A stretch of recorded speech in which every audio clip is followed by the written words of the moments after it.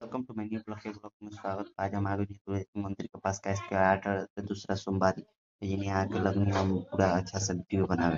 हम धीरे धीरे मंदिर में प्रवेश करनी और मंदिर में प्रवेश करनी तो सब श्रद्धालु भक्त लोग आई लाल माता रानी के दरबार में बाहर के व्यू हम धीरे धीरे अंदर प्रवेश करम। माता रानी के अंदर के व्यू देखाएम के अंदर के व्यू केना रहेला। तनी देर बाद हम चल देनी अंदर अंदर अइनी त इहों तो तनी मुनी जगह ना रहल हमरा देखावे खातिर। तब हम तनी मुनी के कैमरा के हिलावत हिलावत एगो अंदर के व्यू ले लेनी। ओकरा बाद निकल के लगनी है पोखरा देखावे। अगला व्यू में पोखरा देखैले ही रहनी। एकर भविष्यवाणी बहुत पुराना बा। कहल जाला कि माता रानी के बहिनी तौने बा। इ पोखरा के उद्घाटन कइली हटे शंकर भगवान के मंदिर। इतनी देर बरम भाई पूजा उजा होला। तनी चलते चलते हम आ गइनी है।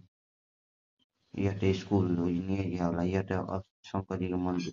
यहाँ सोमवार के दिन पूरा ही श्रद्धालु से पूरा भक्त लोग से पूरा खचाखच भरल बा। ओकरा बाद काहे ना हम सोचनी कि अंदर जाई तो अंदर आइनी तो अरे पूरा पूजा के माहौल बाटे। ये अंदर के शिवलिंग है।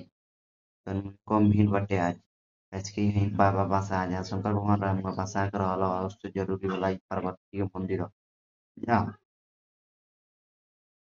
मांगनी महावीर जी के मंदिर के पास ये महावीर जी के मंदिर पड़ला है। तो पति के नाम में